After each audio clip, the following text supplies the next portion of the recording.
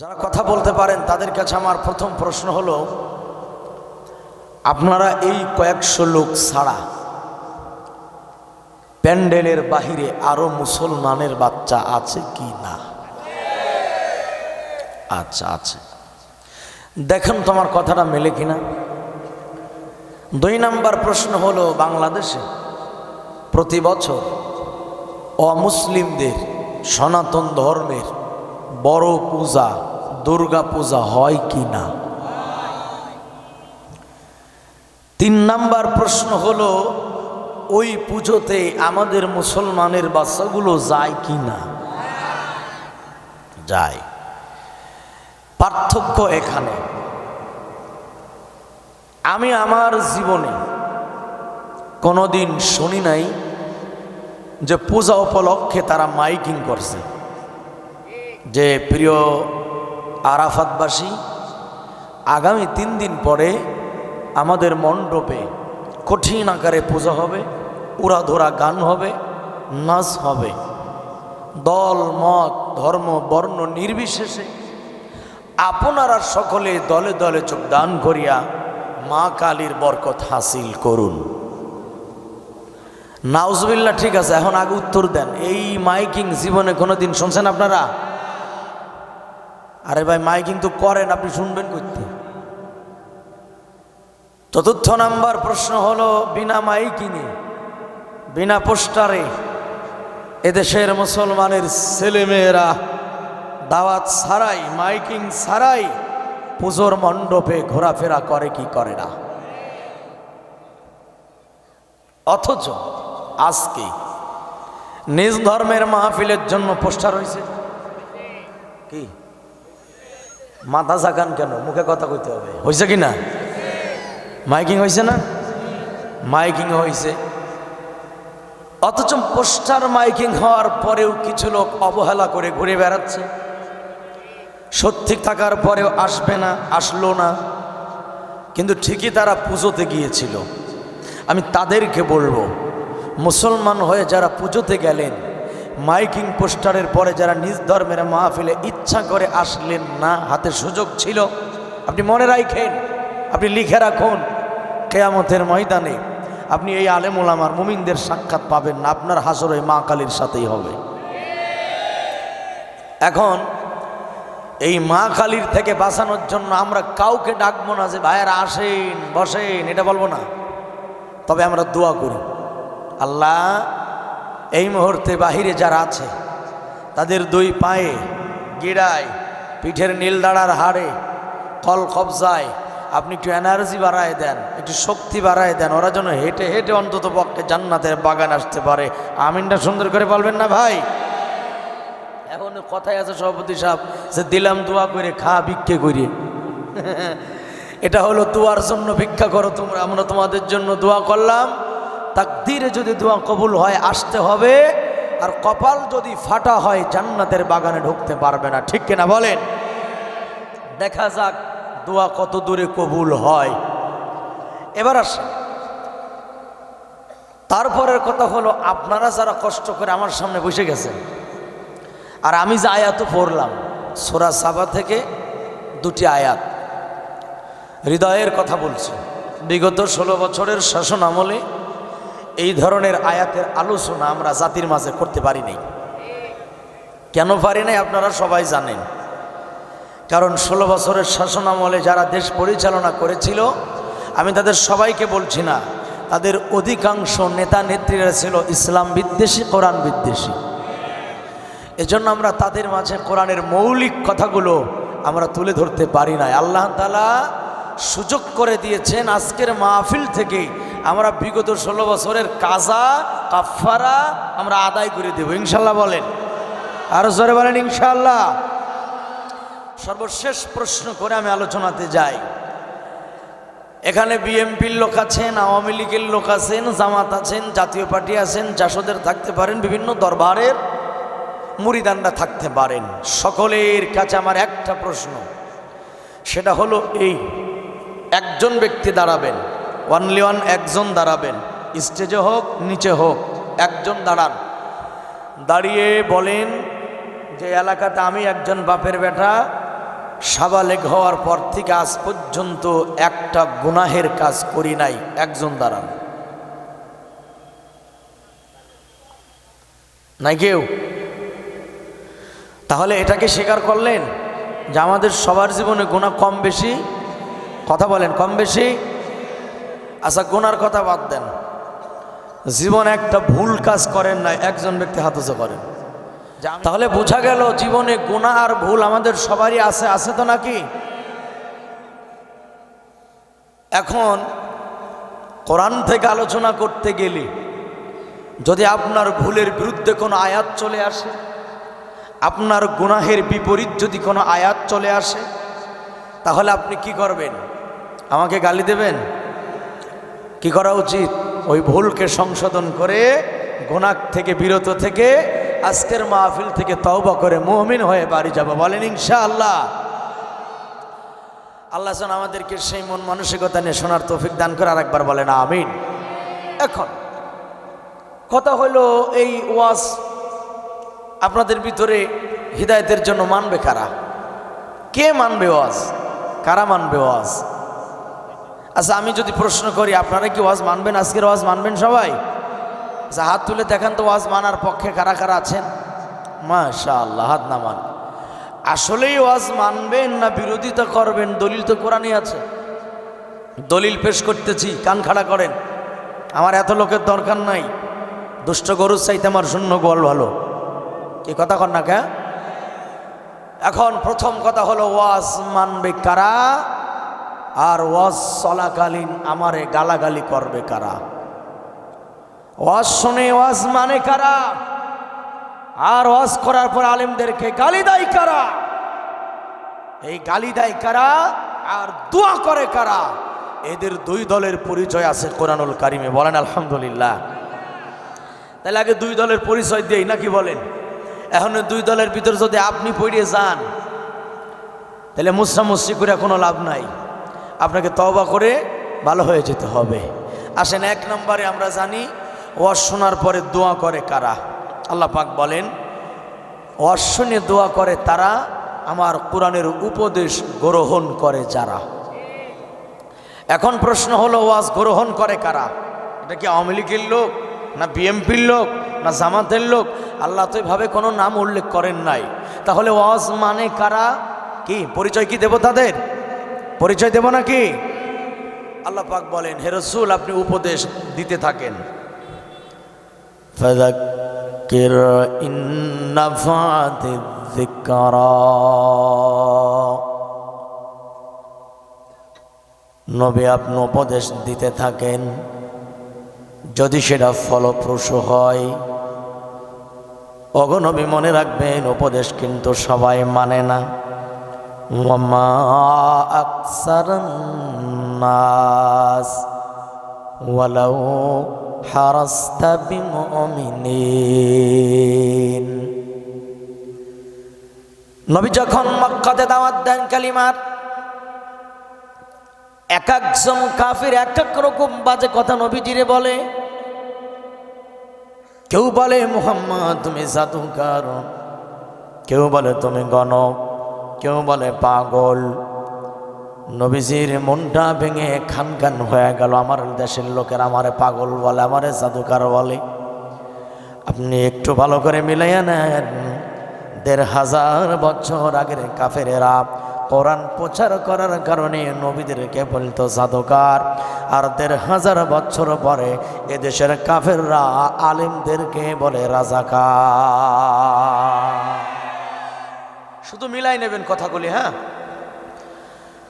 নবীজির মনটা বেজার। আল্লাহ পাক ডাকতে বলে, নবী শোনো, তুমি যত সুন্দর করে কালিমার দাওয়াত দাও না কেন, সকলেই কিন্তু গ্রহণ করবে না, সবাই মানবে না, ঈমান আনবে না, কিন্তু তোমার দায়িত্ব হলো দাওয়াত দিয়ে যাওয়া। আল্লাহ বলেন সবাই মানবে না, কিন্তু মানবে কারা? তাদের পরিচয় জেনে নাও। কোরআনের তাফসীর, কোরআনের বয়ান সবাই মানে না। কি সবাই কি মানে ভাই বলেন তো? মানে সবাই। তবে এই কোরআনের বয়ান মানে কারা? আল্লাহ পাক বলেন মানে তারা সায়াযাক্কারু মান ইয়াখশা। কোরআনের তাফসীর শোনার পরে মানে তারা শোনার আগে অন্তরে ভয় নিয়ে বসে যারা। আল্লাহু আকবার বলেন না। ওয়াজ মানে তারা অন্তরে আল্লাহর ভয় রাখে যারা। এই কথা ঠিক না বলে না? পক্ষান্তর আল্লাহ পাক বলেন ওয়ায়াতাজান্নাবুহাল আশকা। এদিকে ডানে বামে নজর করার কিচ্ছু নাই। পক্ষান্তরে পৃথিবীতে কোরআন শোনে না যারা, আল্লাহ বলেন হতভাগা তারা। এই মাহফিল আসার পরেও আশপাশে ঘুরে বেড়াচ্ছে, কোরআনে কান লাগাচ্ছে না, এরাই হইল সবচাইতে বড় হতভাগা। কথা ঠিক কিনা? ওয়ায়াতাজান্নাবুহাল আশকা, কপাল পরা তারা, কোরআনে কান লাগাই না যারা। পক্ষান্তরে কোরআন শোনে না যারা, কোরআনে কান লাগাই না যারা, আল্লাহ বলেন আল্লাযী ইয়াসলান নারুল কুবরা। আল্লাহ বলেন আমার কালাম যারা শোনে না, কোরআন যারা মানে না, এদের জায়গা হবে জাহান্নাম। বলেন কথাটা কার? বলেন কথা কার? কোরআনে কানও লাগাই না, কোরআন শোনেও না, এদের জায়গা কোথায়? জাহান্নাম। এটা কি জিনিস? ইন্না জাহান্নামা কানাত মিরসাদা।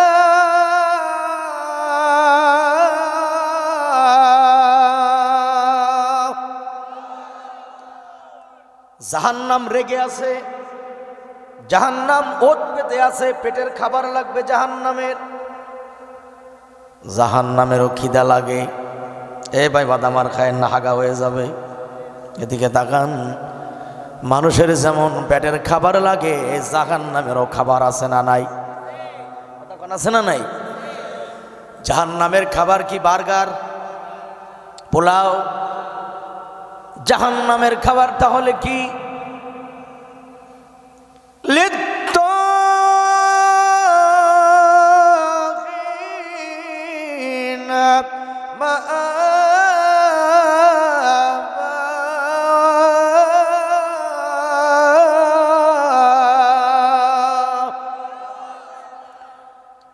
জাহান্নামে যাবে তারা, জাহান্নামের খাবার তারাই মিলায় নেন তরুণ যুবকেরা। জাহান্নামে যাবে তারা, এ দুনিয়ার হায়াতে সীমা লঙ্ঘন করেছে যারা। এ কথাটা মোল্লার না আল্লাহর। বলেন কথা কার? গুরুত্বপূর্ণ পয়েন্ট এটা। এখন প্রশ্ন হলো সীমা লঙ্ঘনকারী কারা? বাংলাদেশের সীমা লঙ্ঘনকারী কারা? আল্লাহ তো উল্লেখ করে নাই আওয়ামী লীগ, বিএনপি, জাসদ, জামাত, চরমোনাই, এভাবে করে নাম উল্লেখ নাই। নাম যদিও না থাকে তবুও বলেন তো দেখি সীমালঙ্ঘনকারীদের চেনার উপায় কোরআনের ভিতরে আছে না নাই? আরে কথা কোন আছে না নাই? এদেশের বহুত যুবক আছে গার্লফ্রেন্ডের দিকে যেই মোহাব্বতের নজরে তাকায়, আপন মায়ের দিকে ওই নজরে তাকায় না। আছে না নাই? নেতার কথা যত মনোযোগ দিয়ে শোনে, বাপের কথা তো মনোযোগ দিয়ে শোনে, এমন যুবক আছে না নাই? তরুণ যুবকেরা কথা বলবা, আওয়াজ দিবা সুন্দর করে, কারণ তুমি যদি কথা বলা বন্ধ করে দাও তাহলে আবার যে কোনো সময় স্বৈরাচারীরা সিয়ার দখল করার ষড়যন্ত্র করতে পারে। ঠিক কিনা? যে রক্তের বিনিময়, জীবনের বিনিময়, যে আন্দোলনের বিনিময় স্বৈরাচার তারাইছে, আবার কি নতুন করে কোনো স্বৈরাচার আমরা বাংলাদেশে বসাতে চাই? কথা বলেন, বসাতে চাই? স্বৈরাচারীদের পক্ষে যারা তারা কথা বলবেন না, বিপক্ষে যারা তারা বলেন আমরা কি নতুন করে কোনো স্বৈরাচারকে ক্ষমতায় দেখতে চাই? আলহামদুলিল্লাহ, আমি 4 তারিখের সারাদিন একজন আন্দোলনকারী হিসেবে আমি বলতেছি, 4 তারিখ সারাদিন আমি আন্দোলন করেছি, টিয়ার শেলের গ্যাস খেয়েছি, মার খেয়েছি, পুলিশের হাতের লাঠির বাড়ি খেয়েছি। আমরা আন্দোলন ছেড়ে দেই নাই, যে আন্দোলনের বিনিময় জালিম তাড়িয়েছি আমরা। প্রয়োজন যদি হয় আন্দোলন আরেকটাবার হবে, নতুন করে কোন জালিমদেরকে আমরা পবিত্র বাংলার ক্ষমতায় বসতে দেব না। আন্দোলনের জন্য আপনারা প্রস্তুত আছেন কারা কারা? হাত আল্লাহরে দেখায়া দেন।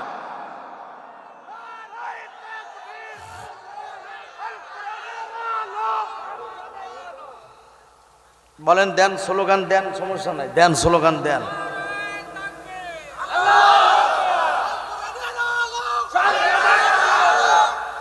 আর নাই, মনে নেই। বিগত এমনও মাহফিল হয়েছে আমার, আমি তকবীর দেওয়ার কারণেই ও মাহফিল বন্ধ করে দিছি। এমনও দিন গেছে মাহফিলে, অথচ এটা মুসলমানের দেশ। মাহফিলে যদি আল্লাহ আকবার না বলি তাহলে কি হরেরাম হরিপদ বলবো? বলেন ভাই। সুতরাং বাড়াবাড়ি যারা করেছে তার ফল তারা পেয়েছে, কথা ঠিক কিনা স্যার বলেন? নতুন করে যেন কেউ সে পথে না হাঁটে। তাই প্রতিটি দলের কেন্দ্র নেতাদেরকে বলবো, যে সমস্ত কর্মীরা উল্টাপাল্টা আচরণ করে তাদেরকে সংশোধন করুন। না হলে আওয়ামী লীগ হেঁটেছে যে পথে, ওই পথে যদি নতুন করে কেউ হাঁটে তাদের পরিণতি যা হয়েছে, এদের পরিণতি তার চাইতে তার বেশি খারাপ হতে পারে, ঠিক না জোরে বলেন? এই জন্য সকলে বি কেয়ারফুল থাকবেন, সাবধান থাকবেন। এদিকে তাকান ইয়াং ভাইয়েরা, কথা বলবেন জোরে জোরে। জবান কে দিয়েছে প্রিয় ভাইয়েরা? আল্লাহ পাক। তাহলে সীমা লঙ্ঘনকারী বাংলাদেশে কারা? পরিচয় কোথায় আছে? বলে না কোথায় আছে? আমি কি পরিচয় দেব? পরিচয়? আবার দৌড় মারবেন না তো? কোরআনুল কারিমে আল্লাহ পাক তাদের পরিচয় দিয়েছেন। সীমা লঙ্ঘনকারী কারা? এটা এমন একটা কিতাব, ওয়ানাজ্জালনা আলাইকাল কিতাব তিবয়ানাল লিকুল্লি শাই ওয়া হুদাও ওয়া রাহমাতাও ওয়া বুশরা লিল মুসলিমিন। নাজ্জালনা আলাইকাল কিতাব, আল্লাহ পাক বলেন এমন একটা কিতাব নাজিল করেছি আমি। বলেন কিতাবের নাম কি? আরে কোন না ভাই, কিতাবের নাম কি? তিবয়ানাল লিকুল্লি শাইইন ওয়া হুদাও ওয়া রাহমাতাও ওয়া বুশরা লিল মুসলিমিন।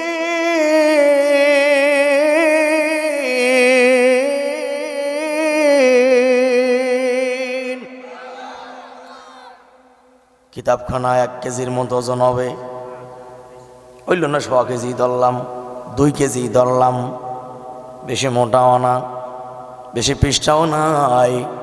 কিন্তু এই ছোট্ট কিতাবের ভিতরে আল্লাহ বলেন মানব জীবনে যা যা লাগবে আমি সকল বিধিবিধান এই কোরআনে অবতীর্ণ করে দিয়েছি। বলেন আলহামদুলিল্লাহ। কোরআনের প্রতিটি পাতা কি চমৎকার ছন্দে গাথা। একটু আলহামদুলিল্লাহ বলবো না? কোরআনের প্রতিটি পাতা কি চমৎকার ছন্দে গাথা, এমন ছন্দ বড় অভাব্য। কোরআন আমার আসমানি কাব্য, কোরআন আমার আসমানি কাব্য।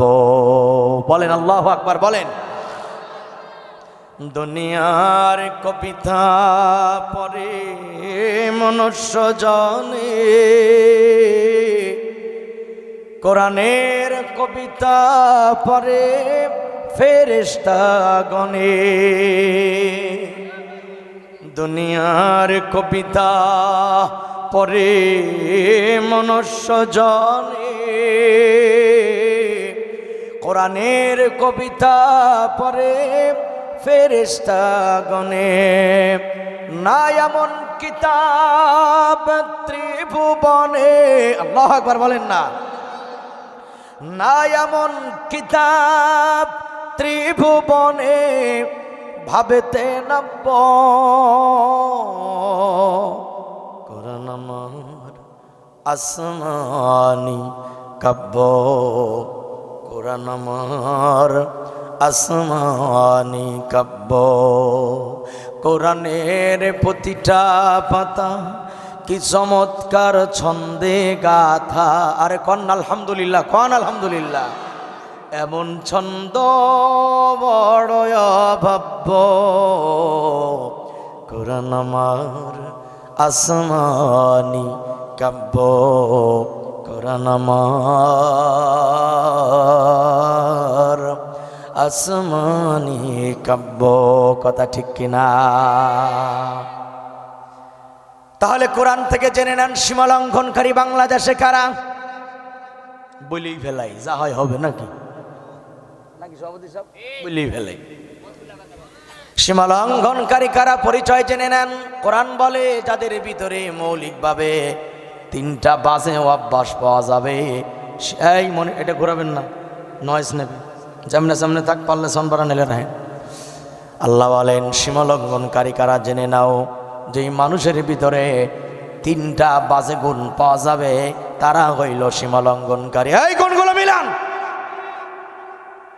আপনি আওয়ামী লীগ না বিএনপি, এটা আমার দেখার কোনো দরকার নাই, আপনি মুসলমানকে ওইটা দেখা দরকার। যেই মানুষের ভিতরে 3টি বাজে অভ্যাস পাওয়া যাবে তারা হলো সীমা লঙ্ঘনকারী। সীমা লঙ্ঘনকারী কারা? আল্লাহ বলেন 3টি বাজে গুণ যাদের ভিতরে থাকবে তারা কি, তারা কি বলেন? আর সীমা লঙ্ঘনকারীরা জান্নাতে যাবে না জাহান্নামে যাবে। এইবার অনেক মানুষের জ্বালা পড়া হতে পারে, কারো গায়ে পড়তে পারে, কারো দলে পড়তে পারে, কারো নেতার বিরুদ্ধে যাইতে পারে। সীমা লঙ্ঘনকারীদের 1 নাম্বার গুণ আল্লাহ পাক বলেন আল্লাযীনা ইস্তাহিব্বুনাল হায়াতাদ দুনিয়া আলাল আখিরাহ। এই পৃথিবীতে সীমা লঙ্ঘনকারী যারা, তাদের 1 নাম্বার বাজে গুণ হইল তার আখিরাতের চিন্তা করে না।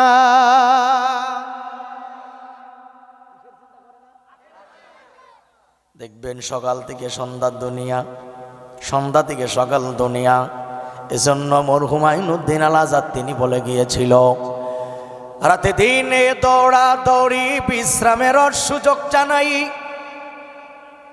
নামাজ কালাম দূরের কথা আল্লাহর নামটা মুখে নাই। এরকম মানুষ তো খুলনাতে মনে হয় নাই ভাইজান, কি আছে নাকি? আছে নাকি? একটু মিলান খালি কথা। রাতে দিনে দৌড়া দৌড়ি বিশ্রামের সুযোগ জানাই, নামাজ কালাম দূরের কথা আল্লাহর নামটা মুখে নাই।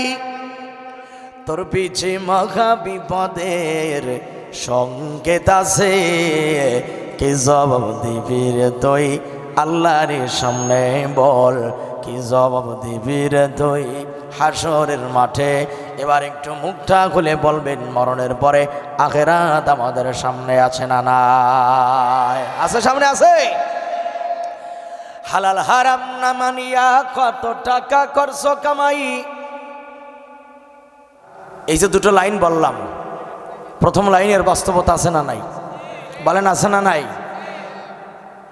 হালাল হারাম না মানিয়া কত টাকা করছো কামাই, এত টাকা রাখবা কোথায়, কাফনের তো পকেট নাই। আরে কথা কয় না, কাছে নাকি? হালাল হারাম না মানিয়া কত টাকা করছো কামাই, এত টাকা রাখবা কোথায়, কাফনের তো কি নাই।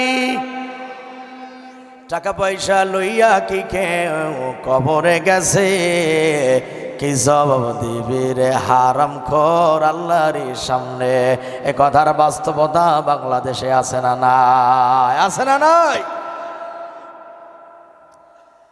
আখিরাতের চিন্তা যাদের মাথায় নাই, পরকালের চিন্তা যাদের মাথায় নাই, এদিকে তাকান, মিলান। রাসূল বলেন কিলাবুদ দুনিয়া, আখিরাত যাদের মাথায় নাই, পরকালের চিন্তা যারা করে না, নবীজি বলেন শুধু দুনিয়া দুনিয়া করে, দুনিয়ার পিছনে দৌড়ায়, এই মানুষগুলা হইল দুনিয়ার কুত্তা। এই মানুষগুলা কিসের কুত্তা? আর আখিরাতের চিন্তা যাদের মাথায় নাই, পরকালের ভয় যাদের কলিজায় নাই, এরাই দেশের টাকা ভিন্ন দেশে পাচার করে সরাইয়া দেয়। কথা ঠিক কিনা জোরে বলেন? এজন্য আল্লাহ বলেন ইয়াস্তাহিবুনাল হায়াতাদ দুনিয়া আলাল আখিরা। যারা জাহান্নামে যাবে এক নাম্বার আলামত হইল তাদের দুনিয়ার মোহাব্বতের কারণে আখিরাতের চিন্তা মাথায় নাই। এখানে একটা আয়াত যুবক ভাইয়েরা শুনে যান। আখিরাত এমন একটা জায়গা, মানুষ যা করেছে, মানুষ যা বলেছে, এটা তার নিজের চোখে দেখানো হবে। কথা ঠিক না? মা ইয়ালফিযু মিন কাওলিন ইল্লা লাদাইহি রাকীবুন আতীদ।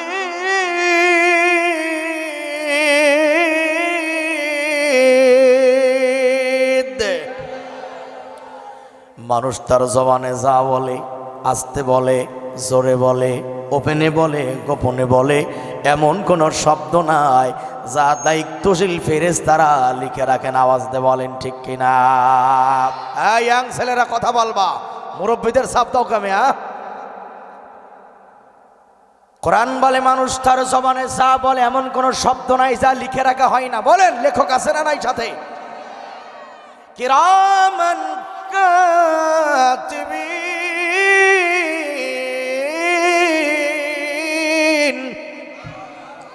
লেখক বৃন্দ আমাদের সবার সাথে আছে, মানুষ যা বলে তা লিখে রাখা হয়। সুতরাং তুমি যা করো, যা বলো, সব কিছু এর ফলাফল দেওয়া হবে কিয়ামতের ময়দানে। একটু জবান খুলে সাক্ষ্য দেয়া বলেন, মরণের পরে আখিরাত আমাদের সামনে আছে না নাই? এটা আপনাদের কত পার্সেন্ট বিশ্বাস? হ্যাঁ, আল্লাহর কসম 100% যদি কেউ বিশ্বাস করে পরকাল আছে, সে কখনো গুনার কাজ করতে পারে না। এই কথা কন না কে? এবার শোনেন আল্লাহর হাবিব কি বলেন। নবীজি বলেন ইখাফফাফু আলাল মুমিন হাত্তা ইয়াকুনা কাস-সালাতিল মাকতুবা। নবীজি বলেন কিয়ামতের ময়দানে পৃথিবীর সব মানুষ যখন আল্লাহর সামনে দাঁড়াবে, প্রশ্ন করে বলেন, আন্দোলনের মুখে পড়েছে যারা পালিয়ে ভারতে আশ্রয় নিয়েছে, কিয়ামতের ময়দানে তারাও দাঁড়াবে কি দাঁড়াবে না? আজকে না হয় মোদি জায়গা দিছে, ওই দিন জায়গা দেবে কিনা? আরে ভাই, দুনিয়াতে যারা পালায়, কোরআন বলে আখিরাতেও তারা পালানোর চেষ্টা করবে। কিয়ামতের মাঠে যখন পাপীরা দাঁড়াবে, পাপীরা পালানোর জন্য রাস্তা খুঁজবে, কিন্তু পালানোর রাস্তা পাবে না। ওয়াম্মা মান উতিয়া কিতাবাহু বিশিমালি। এদিকে এদিকে লক্ষ্য করেন, জাহান্নামীদের আমল নামাটা বাম হাতে দেওয়া হবে। কোন হাতে? আমল নামাটা পাওয়ার পরে চিন্তা করবে জাহান্নাম ছাড়া তো কোনো গতি নাই, এখন কি করা যায়, পালানো যায় কিনা দেখি। এবার যখন ডানে রাস্তা নাই, বামে রাস্তা নাই, সামনে নাই, পিছনে নাই, উপরে নাই, নিচে নাই, তবুও জাহান্নামের ভয়ে পালানোর জন্য চেষ্টা করবে। যখন নাকি চোখ বুঝে মারবে তোর, আল্লাহ বলবেন খুযুহু ফাগুল্লু।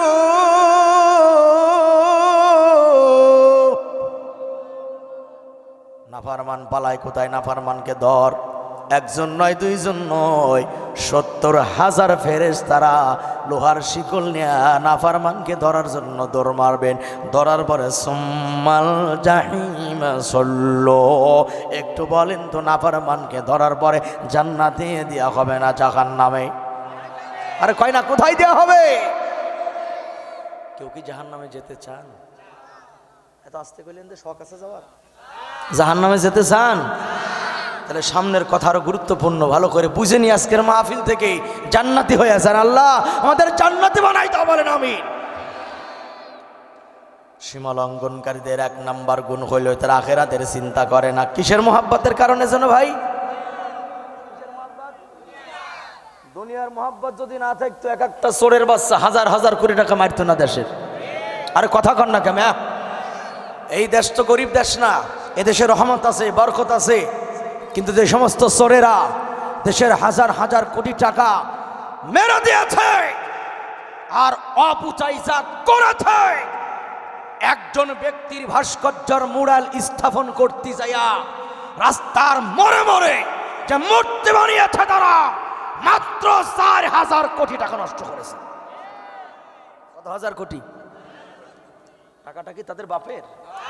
এই টাকাটা কাদের? আরে কোন টাকাটা কাদের? ফাজলিমের একটা সীমা থাকা দরকার আছে। যে দেশের মানুষ এখনো ফুটপাতে ঘুমায়, যে দেশের মানুষ এখন রাস্তায় ভিক্ষা করে খায়, লাখ লাখ যুবক বেকার ঘুরে বেড়াচ্ছে, সেই দেশের টাকা দিয়া বাপের মূর্তি বানাইছে, 4,000 কোটি টাকা নষ্ট করেছে। আর আমি বলি, যদি এই টাকা নষ্ট না করত, জনগণের মধ্যে বিলীন করত, জনগণের দোয়ার বরকতে আরো 5 বছর ক্ষমতায় থাকলেও থাকতে পারত। তাদের বাড়াবাড়ির কোনো সীমা ছিল না। আমার মতো ছোট মানুষ মাহফিল শেষ করে রাতে বাড়ি যাই দিয়ে পুলিশ আব্বা হাজির, ফোন দিছে বাড়ি আইসেন না কে? কয় দারোগা আসছে। কেন? অভিযোগ আছে। কি অভিযোগ? কয় সকালে ক্যাম্পে দেখা করতে হবে। এখন বোঝেন ক্যাম্পে দেখা করলে অভিযোগ কি? হ্যাঁ, মাল ঝাড়ো, সব অভিযোগ ক্লিয়ার। এভাবে করে জুলুম আর নির্যাতন করেছে অসহায় মানুষের উপরে। তাদের বিপরীত যারাই দাঁড়িয়েছে তাদের রাতের ঘুম তারা হারাম করেছে। আরে কথা কন না আমি। স্বামী বাড়িতে ঘুমাতে পারেন স্ত্রীর কাছে, ছোট্ট বাচ্চা তার বাবার মুখ দেখতে পারে নাই, বাড়ি ঠিক মতো যেতে পারে নাই, মিথ্যা মামলাতে হয়রানি করা হয়েছে। রাতের পর রাত, দিনের পরে দিন ব্যবসা বাণিজ্য বন্ধ করে দিয়েছে, দোকানপাট খুলতে দেয় নাই। এই মাসরুমের আর্তনাদে আল্লাহর আকাশ বাড়ি হয়ে গিয়েছিল। আলেমদেরকে মিথ্যা মামলা দিয়ে কারাগারে বড় হয়েছিল। সাইদি সাহেবের মতো ব্যক্তিরে রাজাকার বানিয়ে হত্যা করা হয়েছে। আল্লাহ সহ্য করতে পারে নাই, আল্লাহ সহ্য করতে পারে নাই। এরকম মাজলুমের কান্নায় আকাশ বাতাস বাড়ি হওয়ার কারণেই তাদের টার্গেট ছিল 2041 সাল। সাল কি তোমার বাপের? হুকরি বলে দিলে এত সালে থাকবো। গায়েবের মালিক কে? তারা কল্পনা করে নাই পতন হবে। তা আমি বলবো, ক্লিয়ারলি বলি ভাই, যে যেই দল করেন উপলব্ধি করিয়েন, বিপদে পড়লে যেই নেতা নেত্রীরা আপনাদেরকে ফেলে চলে যায় দুনিয়াতে, আখেরাতে বিপদে পড়লে এরা আপনার 1 পয়সার উপকার করতে পারবে না। কথা ঠিক কিনা জোরে বলেন। এজন্য দলের ব্যাপারে কথা সামনে আসতেছে, কেমন নেতার দল করবেন, কেমন নেতারে তালাক দেবেন, দুটোটাই কোরআনে আছে। বলেন আলহামদুলিল্লাহ, বলেন আলহামদুলিল্লাহ। এদেশের কিছু জাহেল আর মূর্খরা আছে, তারা বলে হুজুর আপনারা ওয়াজ করবেন, রাজনীতি করবেন না। আরে জাহেল তো জানেই না, ওটা একটা মূর্খ, জাতীয় মূর্খ এই লোকটা। এ কথা যারা বলে, কারণ পৃথিবীর শ্রেষ্ঠ রাজনীতি, উন্নত মানের রাজনীতির ব্যাখ্যা আছেই তো কোরআনুল কারীমের ভিতরে। কন্না আলহামদুলিল্লাহ। জাহেল মূর্খ পড়াশোনা তো করে না, খালি আইতাল কুরসির ফজিলাত পড়ে, কুল আল্লাহর ফজিলাত পড়ছে, কোরআনের মৌলিক কিছু পড়াশোনাই করে নাই। এমন জাহেল আছে না নাই? আমরা সেদিকে পড়ে যাই। এবার আমার দিকে তাকানি আং ভাইয়েরা, তোমার রক্ত, তোমার যৌবন যেন কোনো জালিম কিনতে না পারে। আমি মনে করি এই 24-এর আন্দোলনে কোন রাজনৈতিক দলের কৃতিত্ব নাই, একমাত্র দেশের ছাত্র সমাজ আর তরুণ সমাজেরাই প্রধান ভূমিকা রেখেছে। তাই তোমাদের আরো সতর্ক হওয়া লাগবে। তোমাদের রক্তের ফোঁটা, তোমাদের জীবন যৌবন যেন কোনো জালিমে কিনতে না পারে। সতর্ক থাকা যাবে ইনশাল্লাহ। কইরে খালিদে কইরে অমর, এসেছে নতুন বদর। কইরে খালিদে কইরে অমর, এসেছে নতুন বদর। কইরে সেই দিক বিজয়ের নবীন মুজাহিদ। এখনো কি গাইতে হবে ঘুম ভাঙানো গীত যুবক, এখনো কি গাইতে হবে ঘুম ভাঙানো গীত। চোখটি বোঝে মুখটি গোজে থাকবা কত কাল, দেশটা মোদের চুষে খাইছে ওই ভারতের দালালের দল। কথা ঠিক কিনা বলেন? তাই তো মোদের দেশটা ছিল রক্তে লালে লাল, তাই তো মোদের দেশটা ছিল রক্তে লালে লাল। চোখটি বোঝে মুখটি গোজে থাকবা কত কাল, দেশটা মোদের চুষে খাইছে। দেশ চুষে খাইছে না ভাই? দেশের সম্পদ রক্ষা করাও ইমানের দায়িত্ব। কথা ঠিক কিনা স্যারে বলেন? দেখুন, বড় অবাক লাগে যখন ওনারা পালিয়ে গেল, তো ভারতের লোকেরা আমাদেরকে হুমকি দেওয়া শুরু করলো, আলু দেব না, পেঁয়াজ দেব না, ডাল দেব না, চাল দেব না, যাতে আমরা না খেয়ে মরে যাই। আচ্ছা বলেন, আমাদের রিজিকের মালিক কি ভারত না আল্লাহ? ভাই বলেন তো। এই কথা বলার পরে কিছু লোকেরা বলল, এইবার দেখবা কেমন লাগে, ভারতের সাথে টক্কর দিছ, না খেয়ে মরা লাগবে। আর ওয়ামা মিন দাব্বাতিন ফিল আরদি ইল্লা আলাল্লাহি রিজকুহা, এটা আমরা বিশ্বাস করি এমন কোন প্রাণী নাই যার রিজিক আল্লাহ দেয় না। রিজিক কে দেয় বলেন? ওরা এই কথা বলার পরে ভিসার ব্যবস্থা বন্ধ করে দিল। আমার ভিসা তো 10 বছর ধরে এমনি লালকালি ফেলাই দিছে, আমি ভিসা লাগাতে পারি নাই। খালি কয় স্যার আপনার পাসপোর্টের সমস্যা। কি সমস্যা এইটা বুঝেন? একবার বললাম ম্যাডাম একটু কি বলবেন, এতবার কষ্ট করে আসি ভিসা লাগাইতে, ভিসা লাগে না কে? আপনার ভিসাতে তো 2018 সালেই লাল চিহ্ন দিয়ে দিয়েছে, ক্রস মেরে দিয়েছে, আপনি যতবার লাগাবেন আপনার ভিসা লাগবে না পাসপোর্টে। আমি বললাম কারণ তো বুঝলাম না। কই আপনি কখনো গিয়েছিলেন? হ্যাঁ একবার ভারতে গেছিলাম, সফর করেছি, আলোচনা করেছি। হয়তো আপনাকে পছন্দ করে নাই, যে কোনো কারণে ইমিগ্রেশন থেকে ওরা লালকালি মেরে দিয়েছে। ঠিক আছে গেলাম না ভারতে, তাতে কি হবে, ওরাই আমাদের ডাকে। তো এই ভিসা বন্ধ করার পর আমরা কি দেখলাম? কলকাতার দাদারা ভিক্ষার ঝুলি নিয়ে রাস্তায় নেমে গেছে। কথা ঠিক কিনা ভাই? আচ্ছা আমরা কি না খেয়ে মরে যাইতেছি? আমাদের রিজিকের মালিক কে? সুতরাং আমরা কোনো দেশের উপর নির্ভরশীল নই, আমরা কোনো দলের উপর আস্থা রাখি না। আরে মুমিন মুসলমানের আস্থা কেবলমাত্র কার উপরে? এই কথাটা শহীদ প্রেসিডেন্ট জিয়াউর রহমান তিনি এই কথাটি লিখে গিয়েছিল, কথাটি রেখে গিয়েছিল আমাদের সংসদে। কিন্তু জালিমেরা বিসমিল্লাহকে মুছেছে, আল্লাহর উপর আস্থারও তারা মুছে দিয়েছে। এই জন্য মুছেছে কারণ তাদের আস্থা তো মোদি দাদার উপরে। এই জন্য মনে রাখবেন, যার আমল যেমন কিয়ামতের মাঠে তার ফলাফল তার হাতেই দেওয়া হবে। কথা ঠিক কিনা জোরে বলেন? তাহলে কিয়ামত কি হবে? ইযা ওয়াকাতিল ওয়াকিয়া লাইসা লিওয়াকাতিহা কাযিবা। আল্লাহ বলেন কিয়ামত অবশ্যই হবে। যেদিনই কিয়ামত হবে সেদিন আর কেউ অস্বীকার করতে পারবে না। এবার শোনেন নবীজি কি বলেন, ইউখাফফাফু আলাল মুমিন হাত্তা ইয়াকুনা কাসসালাতিল মাকতুবা। নবীজি বলেন কিয়ামতের ময়দানে পাপিষ্ঠ যারা, জাহান্নামী যারা, তারা অস্থির হয়ে যাবে। তারা বাঁচার মতো বাঁচবেও না, মরার মতো তারা মরেও না। নবীজি বলেন কিন্তু আমার উম্মতের ভিতরে মুমিন যারা মিলাই নেন, কোরআন দিয়ে জীবন যারা সাজিয়েছে, রান্নাঘর থেকে সংসদ পর্যন্ত যারা আমার কোরআন দিয়ে জীবন সাজিয়েছে, নবীজি বলেন ইউখাফফাফু আলাল মুমিন, কিয়ামতের ময়দানে এমন কোরআন মাননেওয়ালা মুমিনদের কোনো চিন্তাও থাকবে না, কোনো প্রকার ভয়ও থাকবে না। বলেছেন বিশ্বনবী মুহাম্মদুর। কথাগুলো মিথ্যা না সত্য বলেন? আল্লাহর হাবিব বলেন কাসসালাতিল মাকতুবা। এদিকে এদিকে আমার রাসূল বলেন 4 রাকাত ফরজ নামাজ পড়তে তোমার যে কয় মিনিট সময় লাগে, কাল কিয়ামতের ময়দানে কোরআন দিয়ে যারা জীবন সাজিয়েছিল, আল্লাহর রাসূল বলেন ওই কোরআন মাননেওয়ালা কর্মীর কাছে কেমন যেন হাসরের হাজার হাজার বছরের দিনগুলা 4 রাকাত নামাজ পড়ার সমান মনে হবে। এর চাইতে ভালো কথা আর কি আছে বলেন তো? আল্লাহু আকবার বলেন না ভাই? কোরআন মানা দরকার আছে না নাই? একটু মিলাইয়া নেন। কোরআন যার কলবে থাকবে আল্লাহ পাক তার মর্যাদা বাড়িয়ে দেবেন। আলা কলবিকা লিতাকুনা মিনাল মুনজিরিন। আয়াতের ব্যাখ্যা পরে যাই। নবী যারা হাদিসে বলেন হাজার হাজার বছর দাঁড়িয়ে থাকবে পাপীরা। এইবার একদল মানুষ আদম নবীর কাছে গিয়া ধর্ণা দেবে,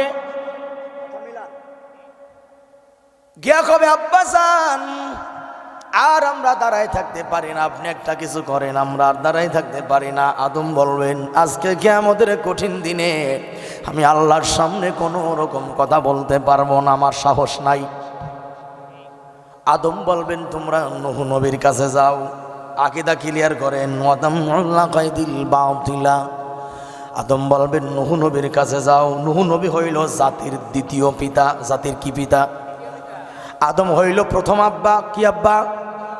নূহ হইল দ্বিতীয় পিতা। নূহ বলবেন, শোনো, আজকে কঠিন এই মুসিবতের দিনে আমি আল্লাহর সামনে দাঁড়াতে পারবো না। একটা কাজ করো, তোমরা চলে যাও ইব্রাহিমের কাছে। এবার আওয়ামী লীগের বিএমপি বুঝি না, জামাতার চরমোনায় বুঝি না, মুসলমান যারা কথা বলবেন তারা গোটা বিশ্বের মুসলমানদের জাতির পিতা কয়জন বলেন? কয়জন? কে বানাইছে? জাতির পিতার নাম কি? আমি একটা আয়াত পড়ি, দেখেন তো এখানে হাফেজ সাহেব কারা কারা হাত উঁচু করেন? হাত উঁচু করেন। হাফেজ কোরআন, হাফেজ কারা কারা? হাফেজ, হাফেজ আলহামদুলিল্লাহ। পিছনে আছে, স্টেজে আছে, নিচে আছে। একটা আয়াত পড়ে দেখেন তো, 30 পারায় পান কিনা আপনারা? মিল্লাদা আবিকুম শেখ মুজিবুর রহমান। এটা কত পারায় ভাই? হাফেজ সাহেবরা কথা কোনে বুঝলাম না, এটা কত পারায়? জোরে কোন? এটা কোনো পারায় আছে নাকি কোরআনে?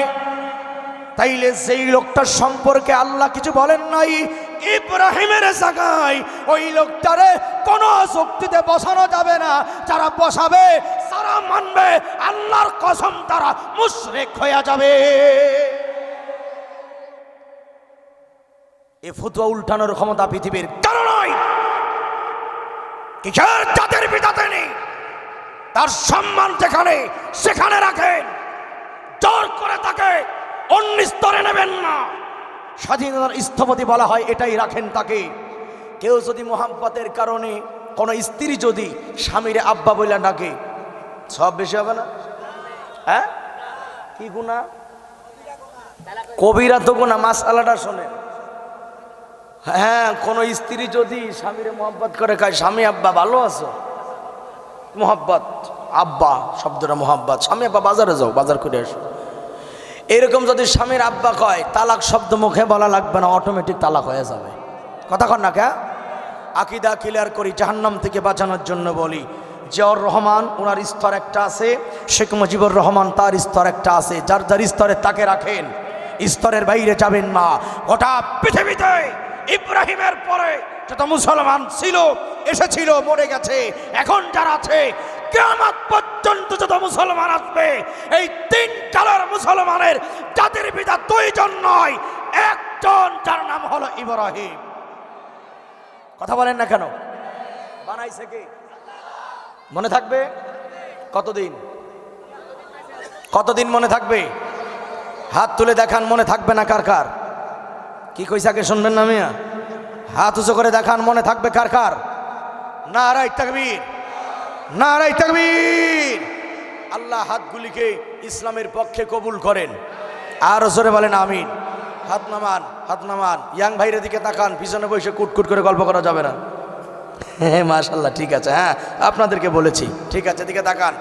কিয়ামতের মাঠে ইব্রাহিম বলবেন, একটা কাজ করো, আমিও কথা বলতে পারবো না, তোমরা মুসা নবীর কাছে যাও। মুসা বলবেন, আমি তো পারবই না, তোমরা ঈসার কাছে যাও। আরে সুবহানাল্লাহ কন্যা মিয়া। অবশ্যই যেখানে নবীরা পারবেন না, সেখানে তো আমাদের দেশে পীর সাহেবরা কিছু একটা করবে নাকি? হ্যাঁ, পারবে না? আচ্ছা, তাহলে তাদের ব্যাপারে পরে কথা বলি, কারণ অনেক লোক আবার দৌড় মারবে, তো এই একটু পরে বলি তাদের ব্যাপারে। এদিকে দেখান, মুসা বলবেন ঈসার কাছে যাও। ঈসা বলবেন, শোনো, তোমরা ছোটাছুটি করে কোনো লাভ পাবা না। আজকে যদি কিয়ামতের মাঠে নাজাত পেতে চাও, একজন ব্যক্তির কাছে যাও, তিনি হলো কে? আরে খুশি মনে কন না, তিনি কে?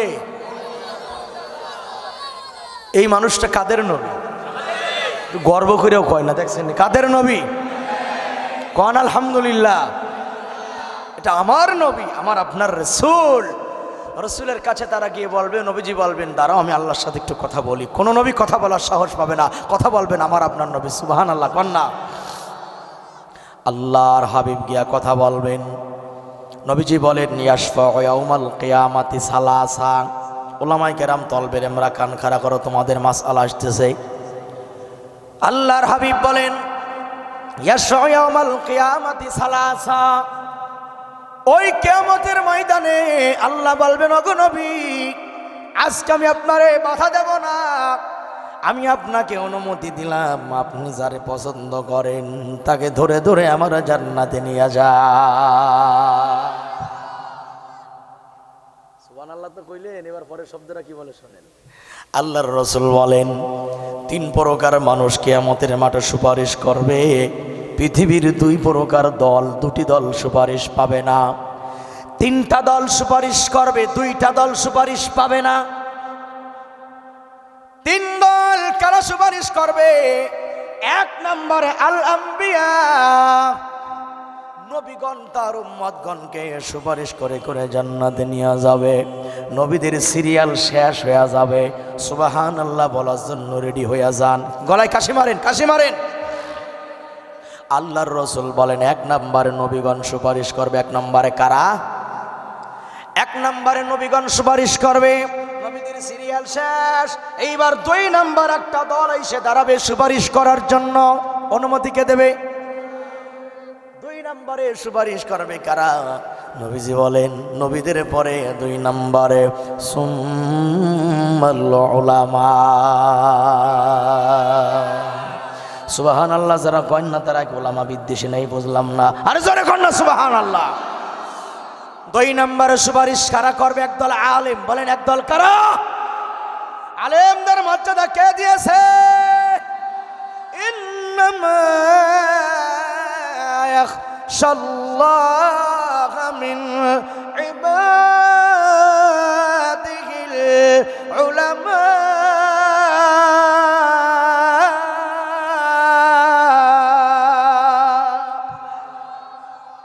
আল্লাহ নিজে বলেন ইবাদতের ক্ষেত্রে সমস্ত মখলুকাতের ভিতরে আমি আল্লাহকে সবচাইতে বেশি ভয় করে আমার আলেম বান্দারা। আর আলহামদুলিল্লাহ কন্যা মিয়া, একটা কথা বলি দেখেন তো মেলে কিনা, মেলে কিনা দেখেন।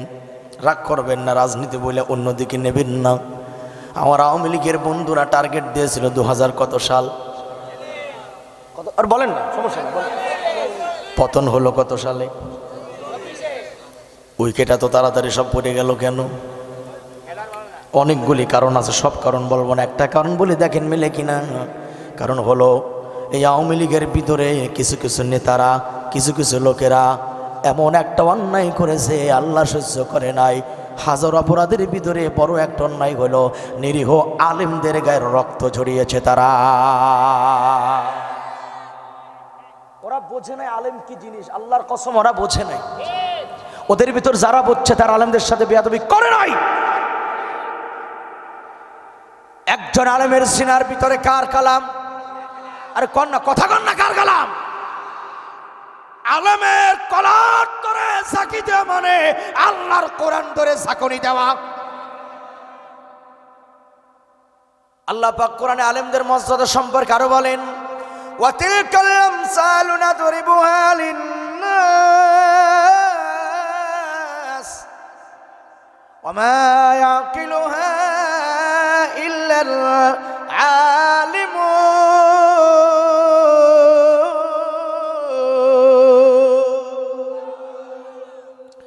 আল্লাহ বলেন মানুষের জন্য যত দৃষ্টান্ত স্থাপন করেছে আমি আল্লাহ সমস্ত মানুষের ভিতরে এগুলি বোঝে তারা আলেম বান্দা যারা। এবার বলেন আলেমদের মর্যাদা স্বয়ংকে দান করেছে। আরে ডান হাত উঁচু করে বলেন না কে দিয়েছে? নবীজি বলেন 2 নম্বর একদল আলেম সুপারিশ করবে। কারণ আলেমের এত মর্যাদা কেন? কারণ আলেমের সিনার ভিতরে আমার আল্লাহ পাকের 30টা কালাম রয়েছে। কথা ঠিক কিনা?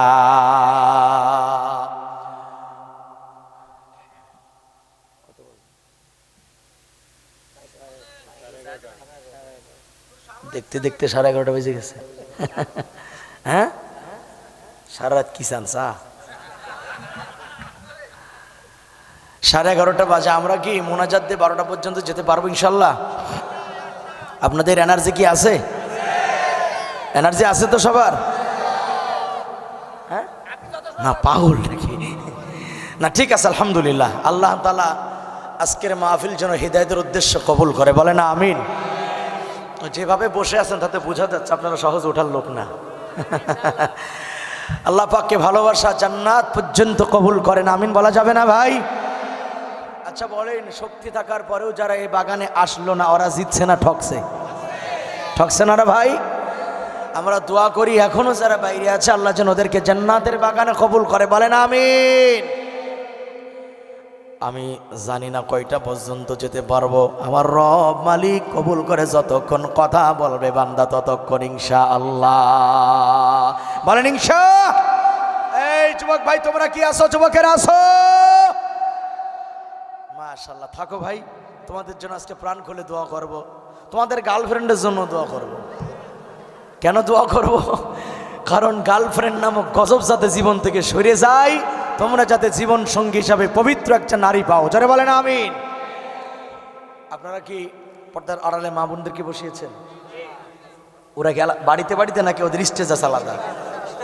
ওদের জন্য বসার জায়গা করেছেন, আলহামদুলিল্লাহ। ও তাহলে আমরা তো মা বোনদেরও কিছু কথা স্পেশালভাবে বলা দরকার, নাকি বলে না ভাই? হ্যাঁ বোনেরা থাকেন, আমরা আপনাদের ব্যাপারে কিছু বলবো, কারণ আপনাদের পেট থেকেই আমরা জন্ম নিয়েছি, আলেমরা, নবীরা, অলিরা, আবার আপনাদের পেট থেকে এদেশের স্বৈরাচারীরা জন্ম নিয়েছে, কথা ঠিক না জোরে বলে? এই জন্য মা বোনদের কিছু কথা আছে। এবার আল্লাহর রসুল বলেন আল আম্বিয়া সুম্মাল উলামা, কিয়ামতের কঠিন ওই ময়দানে একদল আলেম গুনাহগারদেরকে টেনে টেনে জান্নাতে নিয়ে যাবে। আর হাফেজ যারা, তলবে ইলমরা ভালো করে শুনে নাও, মান জাআলাল কুরআন ফাস্তাজহারা ফাহাল্লা হালালাহু ওয়া হাররামা হারামাহু আদখালাহুল্লাহুল জান্নাহ। সুবহানাল্লাহ। একজন হাফেজ, কয়জন হাফেজ? যদি হালালকে হালাল মেনে চলে, হারামকে হারাম মেনে চলে, ওই হাফেজে কোরআন কিয়ামতের মাঠ থেকে 10টা জাহান্নামী ব্যক্তিকে দইরা দইরা আল্লাহর জান্নাতে ঢোকাইয়া দিবে।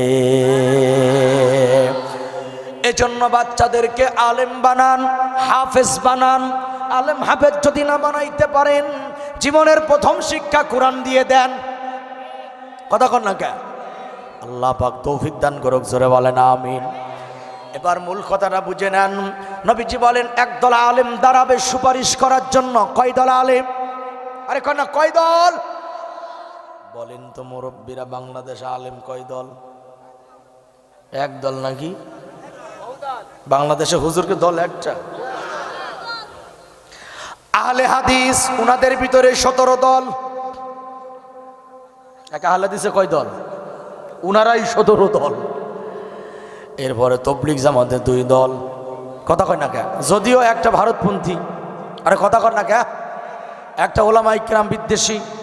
এ ব্যাপারে বেশি কিছু বলবো না, তবে মনে রাখবেন বাংলাদেশে ভারতের কোনো প্রকার দালালদেরকে বিস্তার করতে দেওয়া হবে না, কথা ঠিক কিনা জোরে বলেন? ওদিকে জামাত ইসলাম এক দল, হেফাজত এক দল, এদিকে কওমি আলিয়া, আর বিভিন্ন জেলাতে হরেক রকমের দরবার পিসাবার মরিদান আছে না নাই? আছে না নাই? এত হুজুরদের দল, এত রঙের হুজুর, ডঙ্গের হুজুর। নবীজি বলেন কিয়ামতের ময়দানে একদল আলেম সুপারিশ করবে। এখন প্রশ্ন হলো, বাংলাদেশের আলেম তো অনেক দল, কিয়ামতের মাঠে কোন দলের মৌলবীরা সুপারিশ করবে? কোন দল? জামাত ইসলামের, না হেফাজতের, না বাবা আটরশির, না মাইজভান্ডারির? কোন দলের হুজুরেরা সুপারিশ করবে এটা নিয়ে চিন্তা করার দরকার নাই। যেই দলের হুজুররা সুপারিশ করবে কিয়ামতে, ওই দলের হুজুরদের পরিচয় কোরআনেও আছে, হাদিসেও আছে। আরে কন্যা আলহামদুলিল্লাহ মিয়া। তাহলে আমি কি আপনাদের মাঝে ওই প্রকৃত আলেমদের পরিচয়টা কি দেব? কি শোনার মতো এনার্জি আছে তো নাকি? আস্তে রাখেন, পরিচয় দিচ্ছি, মনে রাখবেন। 3 দল লোক সুপারিশ করবে, পৃথিবীর নিকৃষ্ট 2টি দল সুপারিশ পাবে না। কয় দল পাবে না? কয় দল পাবে না? 2 দল। তাহলে কোন দল সুপারিশ কিয়ামতের মাঠে সুপারিশ করবে? কোন আলেমরা? আর কোন 2 জালেমরা সুপারিশ পাবে না? এই 3 দলের পরিচয় যদি না জানেন, তাহলে আপনার ওয়াজ শুনে আসতে ব্যর্থ হয়ে যাবে, কথা ঠিক কেনা জোরে বলেন? এই বলেন, বাংলাদেশের সব হুজুর কি হক? কথা কয় না কে? সব মৌলবী কি হক? সব মৌলবী কি বাতিল? কয়েক বছর আগে এক মৌলবী আমাদের হাসু আপার সামনে দাঁড়িয়ে বলেছিল, হাসু আপার চেনেন তো? হ্যাঁ, আমাদের হাসু আপার সামনে দাঁড়িয়ে হুজুর বলেছিল, আপা আপনি তো জান্নাতি। কইছিল না? আর কথা কয় না, কইছিল না? পাম কারে কয় চিন্তা করছেন আপনি ভাই? আমরা জানি পাম দেয় টিউবে, কিন্তু রেলের চাকায় কি কেউ পাম দেয়? এখন হাসিনাও জানতো মৌলবী তুমি আমারে পাম দিছো, কারণ হাসিনা নিজেও জানে আমি যা কাম করছি জান্নাত আমি সহজে যাব না। কথা কয় না কেন? তো এই যে মৌলবী বলল আপা আপনি জান্নাতি, সেও হুজুর, সেও আলেম, আর এই এই এই হাসু আপার অপকর্মের বিরুদ্ধে যে আলেমরা কথা বলে মামলা খাইল, হামলার শিকার হইল, চলে গেল, তারা আলেম। জান্নাতের সার্টিফিকেট দেয় সেও আলেম, মামলা খায় সেও আলেম। তুই আলেম কি এক? তাহলে এভাবে যদি আমি দৃষ্টান্ত দিতে যাই, হক আলেম আর নাপাক আলেম, আলিমিল লিসান যাদেরকে বলা হয়, শুধু জবানের এলেম আছে আমলে নাই, আমি কি এদের আরেকটু পরিচয় দেব? যে বুঝি না কানে কম শুনি তো দেব পরিচয়।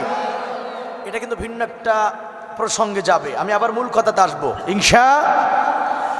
হক্কানে আলেমদের একটা বক্তব্য শোনেন, এই পয়েন্টে কেউ কেউ আবার উঠে চলে যেতে পারে। আমি আপনাকে বলবো, আপনি আমার ভাষাগুলোকে বুঝবেন, আমি কি বলতেছি উপলব্ধি করবেন। যদি অবাস্তব হয় আপনি চলে যান, যদি বাস্তব হয় আপনি বসে শুনতে থাকেন, আল্লাহ হিদায়াত দেবে ইনশাআল্লাহ। হক্কানি আলেমদের বক্তব্য হলো, কুল ইন্না সলাতি ওয়া নুসুকি ওয়া মাহইয়ায়া ওয়া মামাতি লিল্লাহি রাব্বিল। অর্থাৎ হক্কানি আলেমরা বলে জীবন আল্লাহর নামে, মরণ আল্লাহর নামে, চিন্তা চেতনা কর্মক্রিয়া সব কিছু কার নামে? বলেন না কার নামে হবে? এটার সাথে আপনারা একমত? একমত। আমাদের জীবন কার নামে ব্যয় হবে? মরব কার জন্য?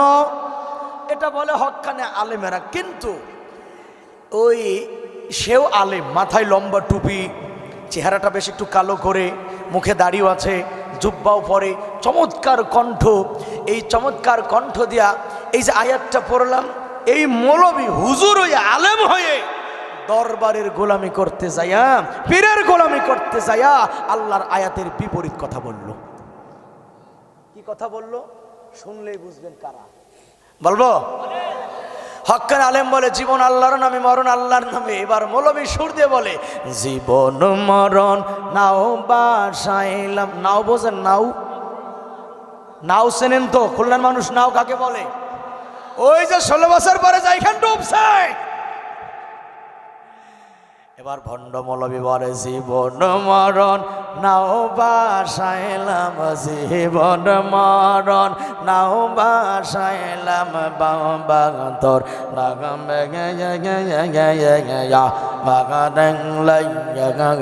যাও গো মদিনার প্রাণে। এবার কোন এটা অবাস্তব না বাস্তব? অবাস্তব না বাস্তব? আল্লাহ বলে জীবন আমার, মরণ আমার, নামাজ আমার, কুরবানি আমার, সব কিছু লিল্লাহি রাব্বিল আলামিন। আর ভণ্ড প্রতারক মৌলবী দরবারের গোলামি করতে, অনেক দরবার ওদিকে আপনি অবাক হয়ে যাবেন, ছোট বড় দিয়ে অনেক দরবার, অনেক মাজার। এমনও মাজার আছে ভিতরে কুত্তাও নাই, ছাগলও নাই, মানুষও নাই, খালি মাজার। খালি কি? খালি মাজার তৈরি করে থইছে ভণ্ডামি করার জন্য। এই চট্টগ্রামের কিছু দরবার আছে, ওখানে কিছু আলেমরা থাকে, নাম হইল সুন্নি আলেম। কি আলেম? কি আলেম? এই আলেমরা নামের আগে সুন্নি শব্দ দিয়া হক্কানি আলেমরা বলে রুকুকারীর সাথে রুকু করো, আকিমুস সালাহ, নামাজ কায়েম করো। আরে ভণ্ড প্রতারক মৌলবীরা দরবারের গোলামি করতে যাইয়া তারা মানুষকে কি বলে শোনেন? তারা বলে পানির নিচে বাতি জ্বলে। বাতি কোথায় জ্বালাইছে? কোথায় জ্বালাইছে বাতি? পানির নিচে বাতি জ্বলে, ঝরে বাতাসে নেবে না, আরে বাবার কাছে বায়াত হইলে নামাজ কালাম লাগে না। এই কুতাকুতি করে কমপক্ষে 1 ঘন্টা। কথা বলেন ঠিক কিনা? ইসলামের সাথে, জিকিরের সাথে এদের এই জিকিরের সিস্টেম কোন রকম মিল নাই। সূরা আরাফ 205 নম্বর আয়াত পড়ে দেখেন, তাদের জিকির আর আল্লাহর শিখানো জিকিরের সাথে আকাশ জমিন পার্থক্য। কথা ঠিক কিনা জোরে বলেন। এভাবে করে এই ভণ্ড মৌলবীরা সুন্নি নাম দিয়া মাজার তৈরি করে পীরের গোলামি করতে যায়া অসংখ্য মৌলবীরা নিজেও জাহান্নামে যাবে, জাতিরাও জাহান্নামে নিয়ে যাবে। ঠিক কিনা কথা বলেন। সর্বশেষ একটা লাইন বলি, বলুন জিকিরটা হবে কার নামে? আসতে বললেন কেন কথাটা? বলেন জিকির হবে কার নামে? সরাসরি আয়াত অস্বীকার কেমনে করছে দেখেন, ওয়ালিল্লাহিল আসমাউল হুসনা। আল্লাহ বলেন আমার অনেক গুণবাচক নাম আছে বান্দা, তুমি আমার নাম ধরে ডাকো, ফাদউহু বিহা। একনিষ্ঠভাবে আমি আল্লাহকে যদি ডাকো তাহলে মনে রাখবা, ফাদকুরুনি আযকুরুকুম ওয়াশকুরুলি ওয়ালা তাকফুরুন। বান্দা তুই আমাকে স্মরণ কর, আমার জিকির কর, আমি আল্লাহ তোকে আমার স্মরণের মাধ্যমে উদ্ধার করব। সুবহানাল্লাহ বলেন। তাহলে জিকিরটা কার নামে হবে? সর্বশেষ লাইন বলছি, এবার ভণ্ড মৌলবী কি কয় দেখেন, কয় মাসে বান্ডাহারি বাবাই কয়, ভাই তলে তলে হাসতেছে। কথাগুলো অবাস্তব না বাস্তব? কত বড় কুফরি কথা। কয় মাসে বান্ডাহারি বাবাই কয়, বৈশে জিকির ভালো নাই তাই নাইছে নাইছে। ওদের কিন্তু ওরা যাই বলুক একটা তাল আছে কিন্তু আলাদা। কথা ঠিক কিনা জোরে বলেন। তাই নাইছে নাইছে করো জিকির বাবাই তাতে খুশি হয়। এরপরে যা হয় আপনারা জানেন। আচ্ছা বলেন, জিকিরটা বাবাকে খুশি করার জন্য হবে না আমার রবকে খুশি করার জন্য হবে? অসংখ্য কুফরি কথা তাদের লিখনের ভিতরে ভরা। আমি কি অবাস্তব বললাম ভাই? ওহো, আমাদের কদিন পরেই তো রমাদানুল মোবারক, তাই না? সামনে রোজা না আমাদের, এবার রোজা রাখবো ইনশাল্লাহ। এই রোজা নিয়ে একটা লাইন শোনাই দে, ওরা কত বড় নিকৃষ্ট পর্যায়ে চলে গেছে দেখেন। রোজা রাখা কি? কিন্তু আমাদের দেশের কিছু আল্লাহর ওলিরা আছে, ওরা আল্লাহকে অত্যন্ত ভয় পায়। আমি ওদের দেখলে আমার ভালো লাগে। ওরা কি আল্লাহর ওলি, এতটা আল্লাহর ভয় অন্তরে বিশ্বাস করে। রমজান মাসে ওরা আল্লাহ যাতে না দেহে চাদর মুড়ি দিয়ে দোকানের পাশে ভিতরে বসে খায়। এত বড় আল্লাহর ওলি ভাই খুলনাতে নাই? আল্লাহর কতটা ভয় করে দেখেন আপনি। আল্লাহ দেহে ফেলাবে, আল্লাহ তুমি দেখবেন আমরা গোপনে খাইতেছি। ও ভাই, ও চাদরের তলা আমার আল্লাহ দেখে না? আল্লাহ দেখা কিনা বলে। বরং শিরিক কেমনে হয় শিখে রাখেন। মানুষ দেখবে কি বলবে, জিসি রোজা রাখলে না, রোজার দিনই খাচ্ছ। এজন্য যারা দোকানে চাদর টানিয়ে গোপনে যারা খায়, এরা আল্লাহকে ভয় করে নাই, মানুষকে ভয় করেছে। আর আল্লাহর স্থানে যারা মানুষকে বসায় তারা শিরিক করে। অসুস্থ হলে তার মাসআলা আছে না নাই? তো এই রোজা রাখা আমাদের জন্য নফল না ফরজ? কুতিবা আলাইকুমুস সিয়াম কামা কুতিবা আলাল্লাযীনা মিন ক্বাবলিকুম লাআল্লাকুম।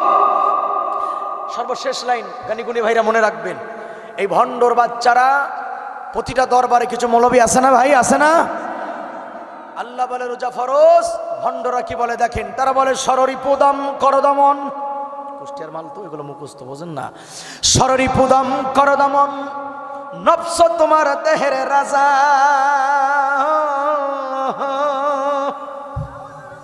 যদি নফসে করে অত্যাচার করো তারে সুবিচার, জ্ঞান অনুসারে তারে দাও সাজা। দেওয়ানে দা বুঝা নফস হইলে সোজা।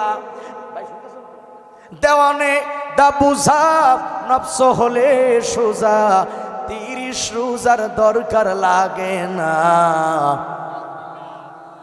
কি পড়বে না? আউযুবিল্লাহ না নাউযুবিল্লাহ? ও ভাই, নফস যদি সোজা হয় রোজা রাখা লাগবে না। আপনি বলুন, মুহাম্মাদুর রাসূলুল্লাহর চাইতে নফস সোজা আর কারো ভালো ছিল? আমার রসুল রমজানের রোজা রাখছে কিনা? আল্লাহু আকবার। খালি রমজান না, শাবান মাসের অর্ধেকটাই নবী তো রোজা রাখতেন। ঠিক কিনা কথা বলেন? তাহলে গাঁজাখোর কয় কি? এভাবে করে তারা এই কথাগুলি বলে।